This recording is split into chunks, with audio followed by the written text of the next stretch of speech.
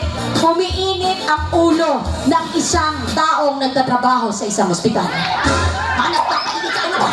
Bakit mainit ang ulo mo? Mga rason, hindi tayo naubusan yan eh. Go. Delay ang sweldo. Delay ang sweldo, wala kayo. Delay ang sweldo, wala kayo. Ano ba? Wala kasunod ang staff. Wala, nagkasunod ang staff, mga tiga-ulo. Init ang ulo sa doktor. Ala, nakadok. Ano pa? Di kompleto endorsement. Ala, ano, lesson learned ito ha. Ano pa? Walang tao. Walang tao.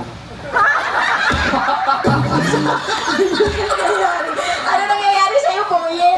Okay, walang tao. Saan sila? Nagbakasyon. Pwede ba yun? Pwede ba? Kasi pusa ka na lang talaga. Ano pa?